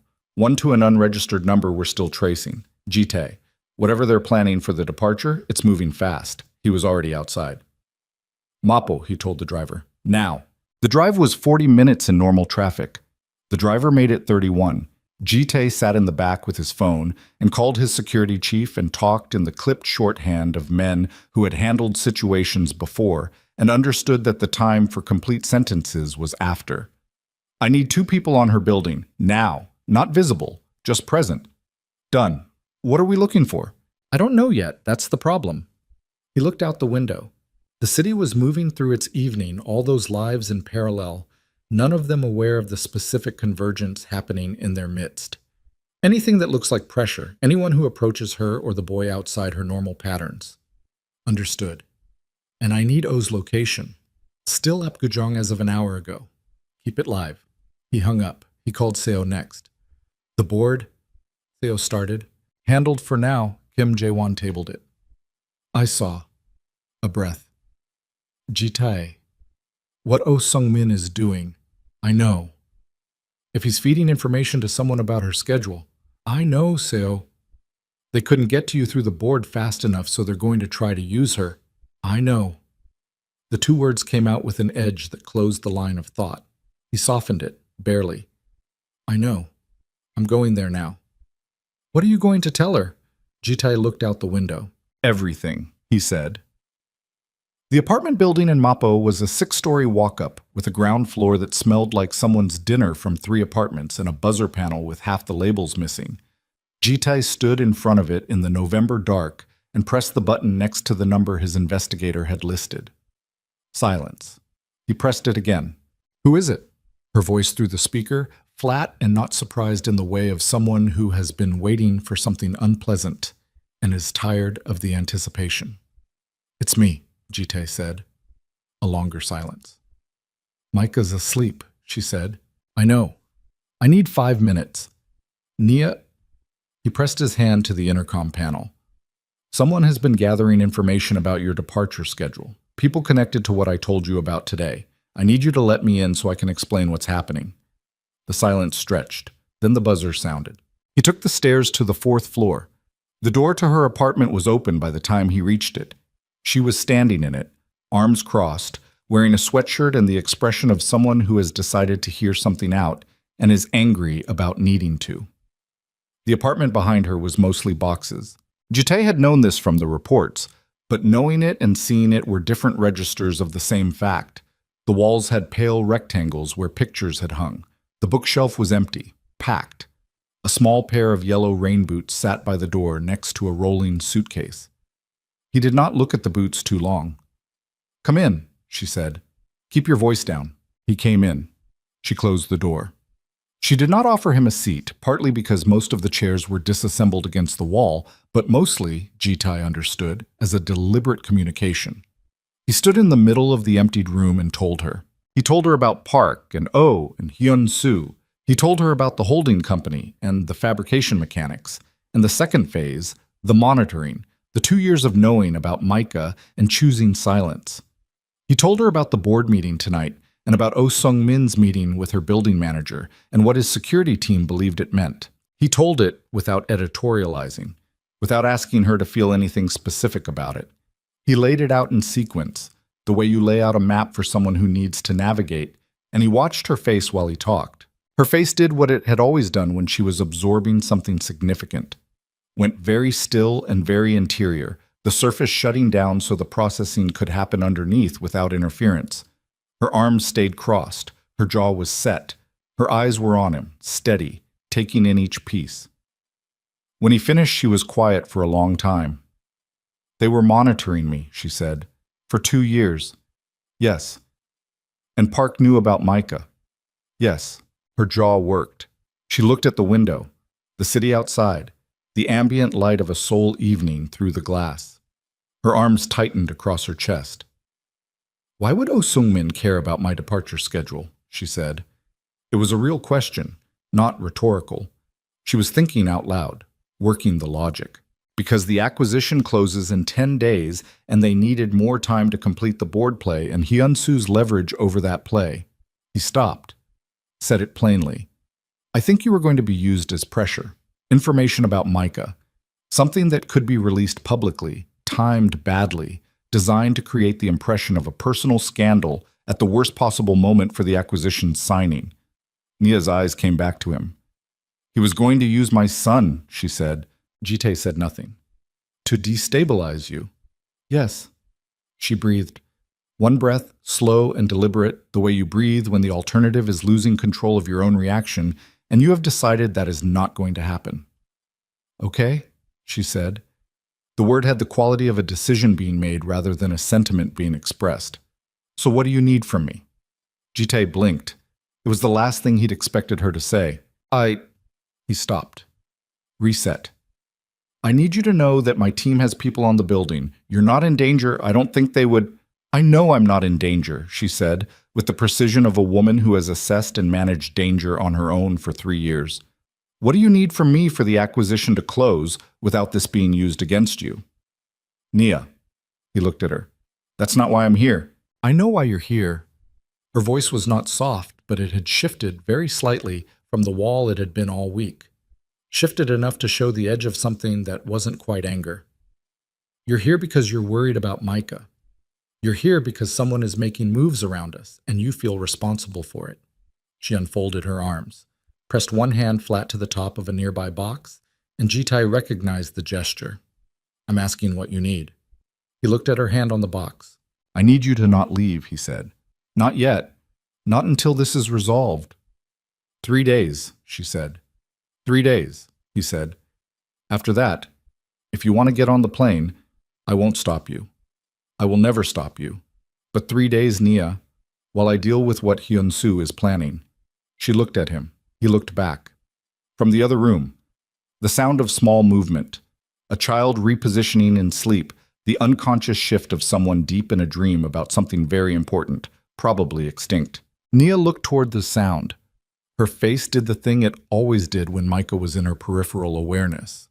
A kind of turning, the way a plant moves toward light, automatic and without performance. She looked back at Jitai. 3 days, she said. It was not forgiveness. He knew that. He was not foolish enough to stand in this emptied apartment and hear 3 days as anything more than it was. A practical concession from a woman who was smart enough to recognize that the threat was real and that the man in front of her was, whatever else he had been, the only person with both the access and the motivation to handle it. But it was 3 days, and he would not waste a second of it. He was at the door when she spoke again. Jitai. He turned. She was standing in the middle of the emptied room, arms loose at her sides now, and the apartment light was doing something to the angles of her face that he recognized from 4 years of knowing that face. She looked tired. The particular tired of someone who has been strong for a very long time and is beginning to feel the weight of it, not as weakness, but as a kind of honest reckoning. He asks about his father, she said. Not often, but he asks. Jite could not speak for a moment. What do you tell him? He finally said. That his father is a person who made mistakes. Her voice was even. And that people who make mistakes aren't necessarily bad people. She paused. It's what I believe. Most days. He nodded.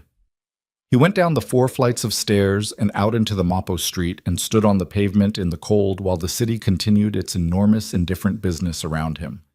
His phone lit up. His security chief. Oh Sung-min is moving. Left Apgujeong 20 minutes ago. Car heading toward Mapo. Jitai. He's coming to her building. Jitai looked up at the 4th floor window. The light was still on. He turned from the building entrance and walked 20 meters up the street to where his car was parked. He opened the back door and reached under the seat and removed the secondary phone he kept there, untraceable, unconnected to any corporate identity, and made a call to a number that was not in any directory. I need a conversation facilitated, he said when the line picked up. With Oh Sung-min, tonight. Non-negotiable attendance on his part. He looked back at the building, at the 4th floor window. And I need it done before he gets to Mapo. He hung up. He put the secondary phone away and stood beside the car and watched the street and waited, with the patience of a man who has spent 20 years understanding that the most important moments never arrive according to plan. They arrive in the gaps between plans. In the cold outside buildings you should have been standing outside years ago. In the 30 seconds between one decision, the call Jite made from the secondary phone took 4 minutes to arrange and 20 minutes to execute. Oh Sung-min's car never reached Mapo. It was redirected, not with force, not with the kind of visible pressure that left marks or witnesses, but with the particular quiet efficiency of a man who had spent 20 years building a network for exactly this kind of moment. 2 calls, 3 intermediaries, a message delivered to O's driver at a red light in Mapo-gu that was specific enough in its content to communicate, without any theatrical flourish, that the evening's destination had changed. The new destination was a parking structure in Yeongdeung-po. Jite was there when Oh Sung-min's car arrived. He was standing beside his own vehicle in the concrete dark of the 2nd level, alone. No security, no lawyers, no performance of authority. He had left all of that upstairs in the boardroom. What he had brought instead was the envelope and the flash drive and 51 hours of accumulated understanding about the shape of what had been done to him. Oh Sung-min got out of the car slowly. He was 53, heavyset, with the look of a man who had spent years cultivating an air of harmless competence. He had worked for the Kong Group for 11 years before departing to his consultancy in Busan. Jite had given him a generous severance and a letter of recommendation and had thought, at the time, that the departure was mutual and clean. He understood now that O's departure had been a strategic withdrawal to a safer operational distance. O looked at Jite across the concrete. He did not run. He did not perform surprise. He had the look of a man who had known this conversation was coming for some time and had spent that time deciding how to have it. You're going to tell me I have no options, O said. You have one, Jite said. You give me everything, every communication with Park, every instruction from Hyun-soo, every step of what was constructed 3 years ago and what's been running since. Full documentation, signed statement, and you call off whatever you were going to do tonight in Mapo. And in exchange, I don't destroy you. Jite's voice was flat and even. Not your consultancy, not your reputation, not the things you've built since you left. He paused. I'm not interested in making an example. I'm interested in closing this. O looked at the concrete floor. His hands were at his sides, loose and slightly open. The posture of a man who has already made his decision and is just finishing the formality of appearing to consider it. Hyun-soo isn't going to stop, O said. Even if I give you what you're asking, he has other people. Hyun-soo is going to be managed, Ji-tae said. That's separate from this conversation. He'll say I fabricated everything, that I acted alone. He can say that. Ji-tae tilted his head slightly. The holding company documentation disagrees with him. So does Park, once his lawyers understand the comparative exposure. He looked at O directly. You were the technician. Hyun-soo was the architect. I know which of those carries more criminal weight, and so do you. O was quiet for a long moment. The parking structure creaked around them. The specific cold concrete sound of a building settling into the night. Somewhere below, a car moved through the entrance level, headlights sweeping the pillars. The woman, O said. His voice had gone somewhere quieter. What happens to her? Ji-tae looked at him.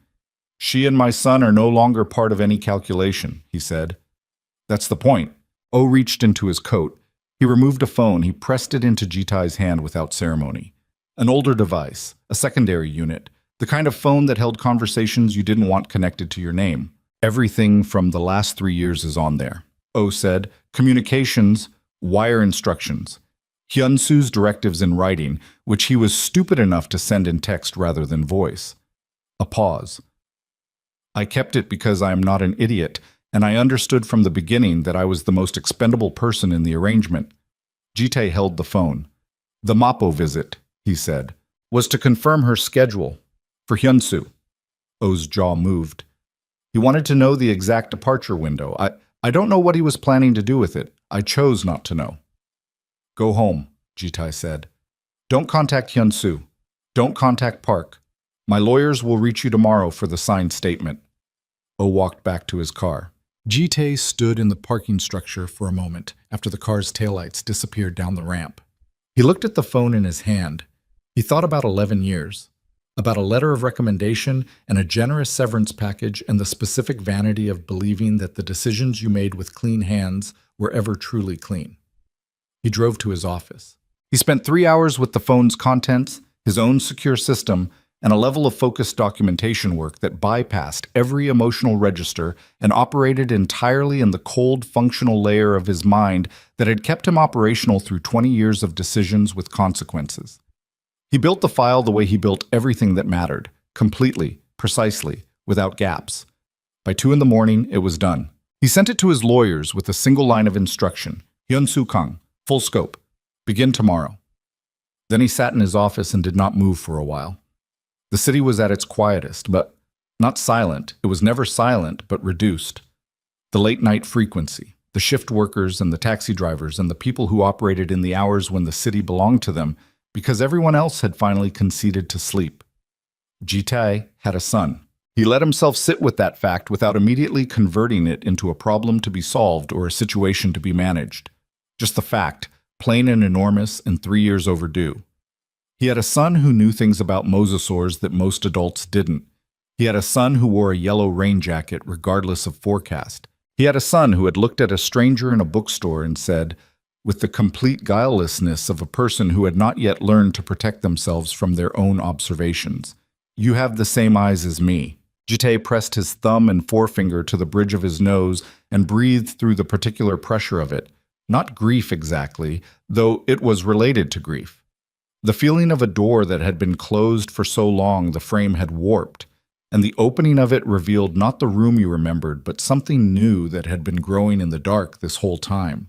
He picked up his regular phone. He sent Nia a text from his own number, not the secondary. Oh Sung-min has been handled. The departure schedule information doesn't reach Hyun-soo. You and Micah are not in the picture for anything that happens next. I wanted you to know tonight.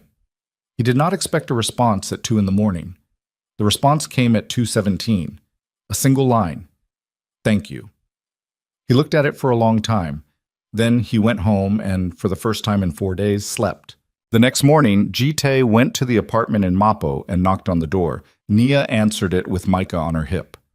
The boy was eating something, a piece of toast, gripped in his fist with the serious intention of someone managing multiple tasks simultaneously. He looked at Jitai the way he always looked at him. The direct, slightly suspicious assessment of a child who recognized something he didn't have a category for yet. He insisted on coming to the door, Nia said. There was something different in her voice this morning, not warmth exactly, the absence of the wall, which was its own kind of different. That's okay, Jite said. Micah looked at him for a moment, then he held out the toast. Jite looked at the offered toast, at the small hand holding it, at the 3-year-old face watching him with those particular dark eyes that were an accident of biology and an act of the universe that Jite had no adequate language for. I already ate, he said. But thank you. Micah retracted the toast and bit it thoughtfully. You look tired, he said. Micah, Nia said. He does, Micah said, unapologetically factual. He's right, Jite said. Nia looked at him over Micah's head. Something moved through her expression, not the controlled door of the last week, not the wall or the management of it, but something underneath that she hadn't fully decided to show yet and hadn't quite managed to hide either. Come in, she said. The apartment was mostly boxes, but she had made coffee and there was one chair that wasn't disassembled, and Micah settled himself on the floor with 2 books and a very purposeful expression, and the 3 of them occupied the same space for the first time without the immediate structure of conflict holding them in their positions. Jitai sat in the chair. Nia stood by the window with her coffee. What happened last night? She said. He told her. Not everything, not the parking structure details, or the specific mechanics of how O had been redirected, because some parts of his world she didn't need the full dimensions of. But the outcome. The phone. What was on it. What his lawyers were doing with it this morning. He told her about Hyun-soo. He watched her face absorb the full scope of it, the 3-year coordination, the board maneuver, the intended use of her departure schedule. He watched her process the specific revelation that her life in Seoul, the years of it, the careful construction of it, had been observed and catalogued by people with interests in her absence. She was quiet for a long time after. Your cousin, she said. Yes. He never met me. He didn't need to, Jite said. You were a variable in a calculation he'd been running before you arrived. She looked at her coffee. That's a particular kind of ugly. Yes. From the floor, Micah said, without looking up from his book. What's ugly? A situation, Nia said. Is the situation fixed? Jitai looked at the boy. At the top of his head, bent over the book, the total unself-consciousness of a child asking a question he actually wanted the answer to. Getting there, Jitai said. Micah considered this. Okay. He turned a page. Nia looked at Jitai across the emptied apartment. I need to tell you something, she said. Her voice had changed, dropped out of the managed register entirely into something that cost her. About when I found out I was pregnant. Jite was very still. I thought about contacting you, Hasi, she said. I want you to know that. I thought about it for 2 weeks. I went back and forth on it every day. She pressed one hand to the side of her coffee cup, warming it, and I decided not to because I was 26 weeks pregnant and I was alone in Seoul and I had signed the papers without fighting them, and the man who had served me those papers had not once, asked me for my version of events. She looked at him directly. I decided that a man who would do that didn't deserve to be in a room with my child. The room was quiet. I'm not telling you this to hurt you, she said. I'm telling you because you've been carrying a version of this where you were the only one who made a decision, and that's not what happened. I made one too. You need to know that. Jite looked at her. I understand, he said. Do you? You protected him, Jite said, with what you had available, which was a decision made in the absence of information I should have given you. He held her gaze. I'm not angry at you for the decision. I don't have the standing to be. She looked at him for a long moment. Then she looked at Micah on the floor. He's going to have questions, she said, when he's older. Questions I won't be able to answer the way he needs them answered. I know. I can't promise you anything, she said. I want to be clear about that. This isn't me saying that everything is resolved or that I've forgiven you or that the 3 years didn't happen the way they happened. They did. And I still feel the weight of them. She set her coffee down on the windowsill. But he asked me last month if his daddy was somewhere far away. And I told him yes. And he said that was okay because some daddies are far away, and then they come back. She looked at Jitai. I don't know where that came from. He'd just heard it somewhere, but he said it like it was a fact, like it was just how some stories go. Jitai could not speak for a moment. You're not getting a second chance at a marriage, Nia said. Her voice was clear and direct and entirely without cruelty. That's not what I'm offering. I don't know what I'm offering. I know that my son deserves to know his father if his father is capable of being what that word actually means. And I know that... She stopped, started again. I know that the man who came to this apartment last night and handled what needed to be handled was not doing it to manage a corporate situation. I could tell the difference. The morning light was coming through the window behind her, Seoul going about its business outside, ordinary and enormous and indifferent.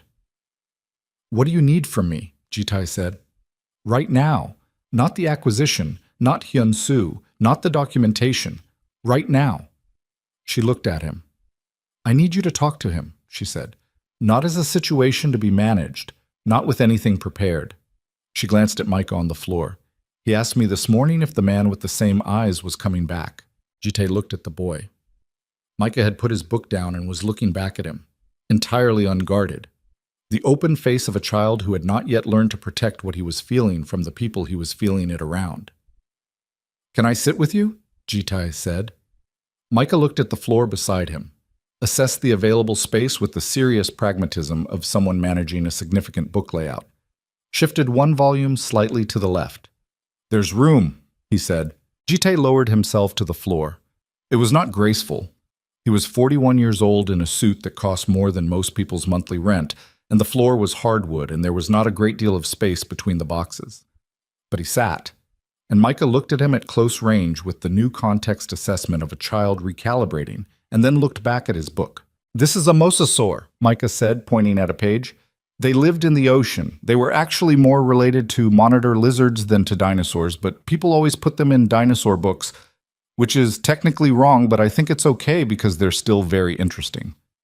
Jitai looked at the page, at the illustrated creature, enormous and ancient and entirely uninterested in human taxonomy debates. Are they your favorite? He said. Micah tilted his head. Considered. They're my favorite ocean one, he said. My overall favorite is the Ankylosaurus because of the tail. The tail was extremely practical. Practical how?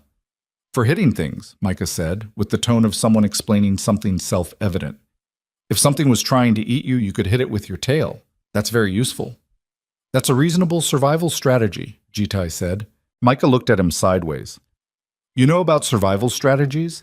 Jitai thought about parking structures in Yeongdeungpo and boardrooms, and 3 years of moving through a life that had a shape-sized hole in it he hadn't known how to name.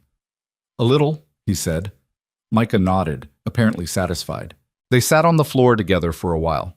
Micah explained 3 additional prehistoric creatures with the thoroughness of a small academic who had strong feelings about public understanding of paleontology. Jitai listened with the full weight of his attention, the way he'd watched Nia listen to this same child in a park 3 weeks ago and felt something in his chest. Do something he didn't have a word for. He understood now that the thing his chest had been doing was recognizing something it had been missing for 3 years. Nia stood at the window and watched them and did not say anything. After a while, Micah looked up at Jitai with the particular directness of a question that had been accumulating. Are you sad? He said. Jitai looked at him.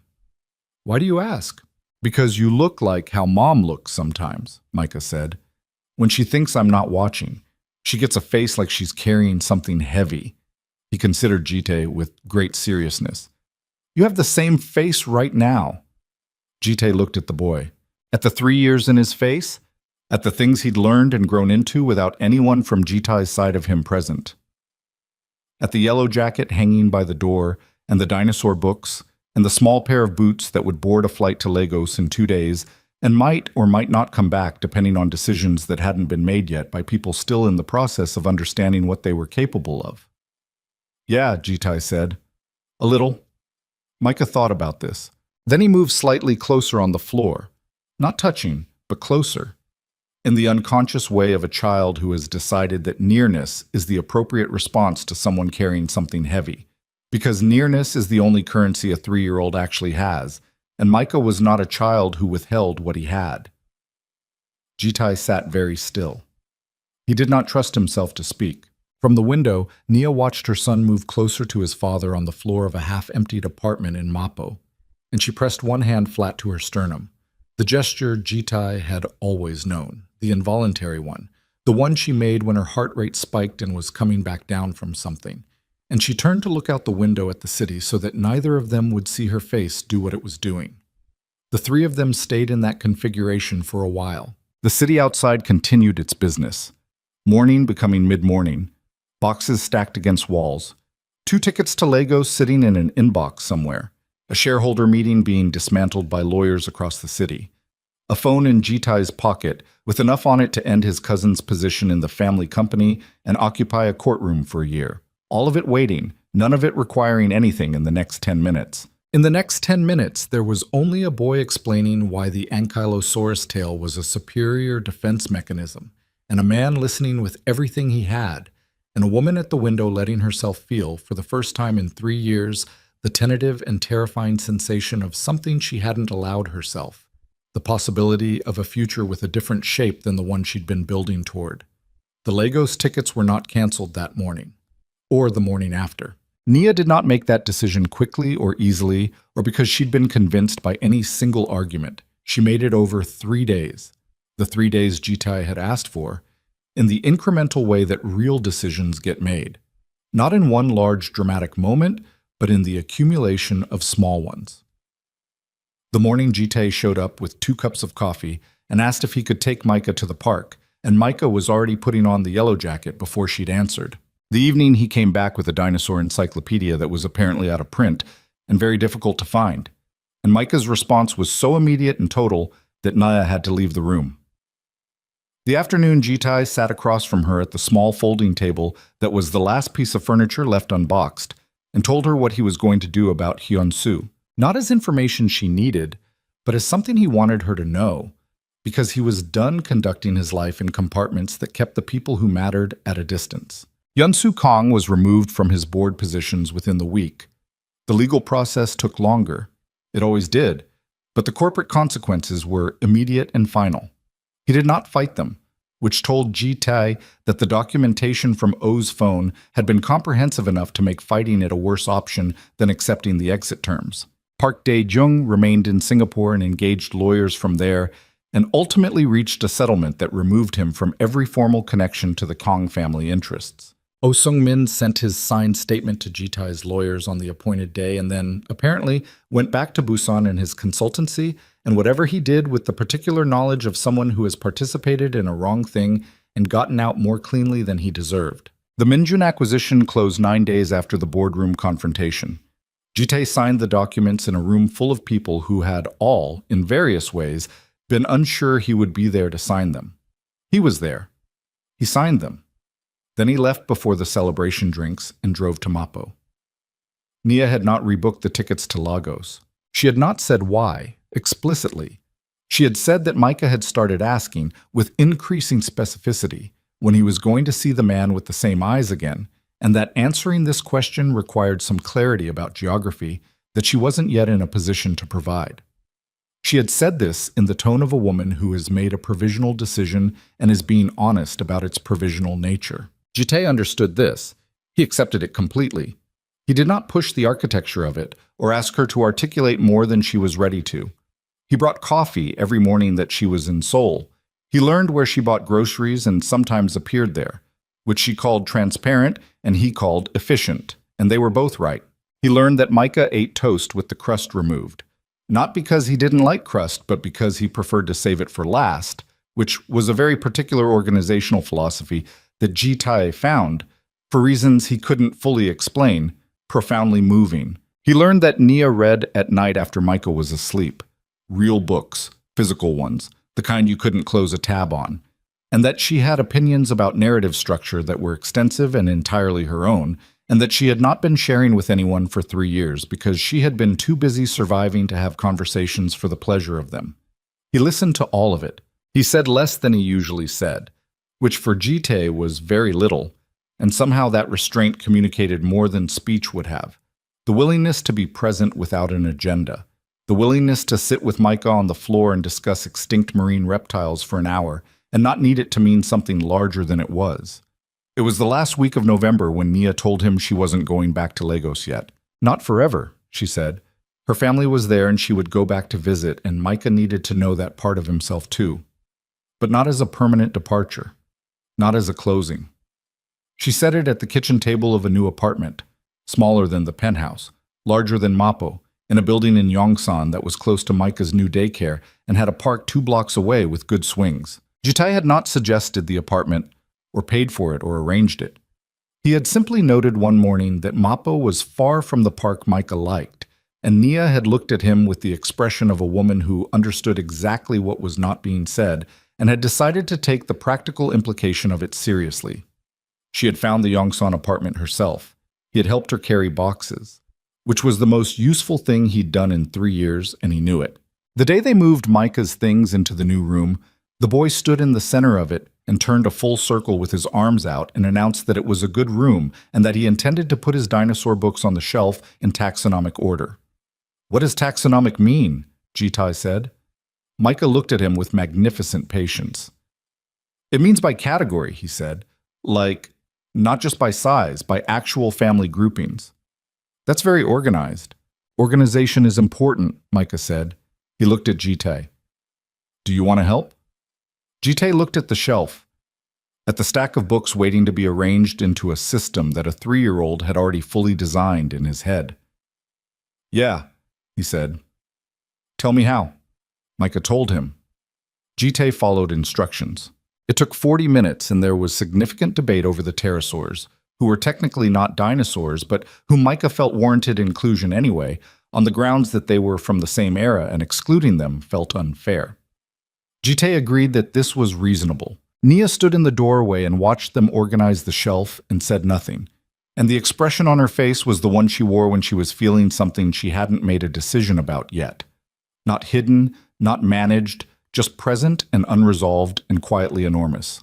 Later, after Micah was asleep, Nia and Jitai sat in the kitchen of the new apartment with the remains of a dinner Jitai had ordered because neither of them had cooked and neither had suggested it, but both were hungry in the way of people who had spent a day doing something unexpectedly large, disguised as something small. "He told his daycare teacher about you," Nia said. Jitai looked up. "He said—" She pressed her lips together for a moment. "He said his dad was coming to help organize his room. That his dad knew about dinosaurs." She looked at her tea. "He used the word dad." Jitai put his chopsticks down. The kitchen was quiet. Outside the window, Yongsan moved through its evening. The park 2 blocks away was dark now, the swings empty. "How did you feel about that?" Jitai said. Nia looked at him, directly, with the particular quality of looking she'd always had, the kind that didn't let you not be seen. "Terrified," she said, and like maybe it was the rightest thing he'd said in 3 years. She held her tea with both hands. "I'm still angry at you." "I know. Not as much as I was." "I know that too." "The anger isn't going to disappear on a schedule," she said. "It's going to come back at inconvenient times, and I'm going to need you to not make it worse when it does." "Okay? And I need you to be consistent," she said. "Not with me. With him. If you're going to be in his life, you have to be in it for real, which means when the acquisition is difficult, and when the board is difficult, and when whatever next thing comes after this is difficult, you still show up on Saturday morning." "I will," Jitai said. She looked at him for a long moment. "I believe you," she said. "That's the part that still surprises me." Jitai said nothing. He sat with it, the weight of being believed by someone who had earned the right to not believe him, the particular responsibility of it. He sat with it, and he did not diminish it by turning it into a speech or a gesture. He just stayed. A year moved through the seasons the way years do. Not in the sweeping cinematic scroll of a story's summary, but in the accumulated ordinary detail of days. Saturday mornings in the park with Micah, who had expanded his expertise to include Jurassic period fauna and had strong opinions about the underrepresentation of herbivores in popular media. dinners that became more frequent, and then gradually not something that required scheduling.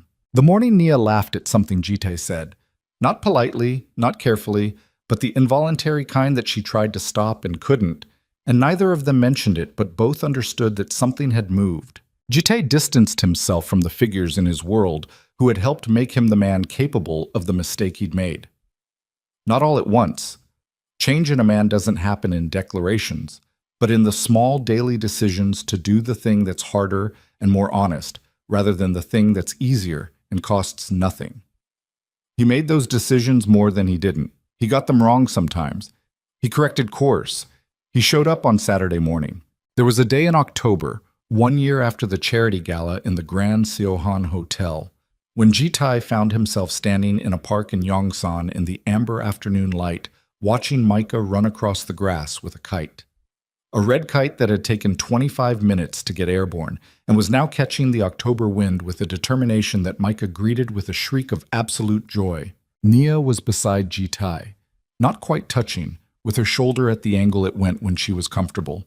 When the particular wariness that had lived in her posture for the first months of this had finally spent itself, and what was left was just a person standing in a park next to someone she had, in her own time and on her own terms, decided to trust again. She wasn't touching him, but she was close enough that he could feel the warmth of her through his jacket. Micah's kite hit a gust and climbed, really climbed, higher than it had gone, the red of it vivid against the blue of the October sky, and the boy below it let out a sound that was beyond language, pure and uncomplicated, and 4 years old, and entirely unaware that it was the most valuable sound Jitaye had ever heard. Then Micah turned and ran back toward them across the grass, kite string in his fist, coat flapping, his face completely open, and he looked at Jitai with his own eyes and called out the word that Jitai had been learning to deserve for a year, not earning it in the transactional sense, not purchasing it with consistency or presence or Saturday mornings, but growing into it the way you grow into anything real, slowly and with significant failure and the daily decision to keep trying. "Dad, did you see that? Did you see how high it went?" Jite crouched to meet him. He caught the boy when he arrived, both hands solid, present, and looked at the face that was Nia's jaw and his own eyes and entirely, completely Micah's own expression. And he said, "I saw it. I saw the whole thing." Micah looked at the kite string in his hand with enormous satisfaction. "I think it went higher than the building," he said. "At least," Jitai said. Micah looked up at him, that direct, unguarded look. "Are you still sad?" he said. "Like before." Jitai thought about it. He looked at the kite against the October sky, at Micah's hand in his, at Nia standing a few feet away with her hand at her sternum, the involuntary gesture, the one she made when her heart rate had spiked and was coming back down from something. "No," he said. "Not right now." Micah nodded, satisfied. He looked at the kite. "Can we try to get it higher?" "Yeah," Jite said. "Let's try." He stood. He took the string from Micah's hand and let the boy run ahead to reposition, the red kite pulling against the current, the October afternoon going golden around all three of them in the park in Yongsan where nothing monumental was happening and everything that mattered was. He did not have the language for what this was. He didn't need it. He had the weight of Micah's small hand on his arm, adjusting his grip on the string. He had the warmth of Nia beside him, close enough now that her shoulder rested against his, and neither of them moved away. He had the kite climbing into the blue, and the boys shouting instructions from 20 feet ahead, and the city spread out around them in the amber afternoon, enormous and ordinary, and entirely unconcerned with the fact that in this particular park, on this particular October day, a man who had been wrong about everything important had spent a year becoming someone worth being right about. The kite climbed, the wind held, and the most feared man in Seoul stood in the October grass and did not let go.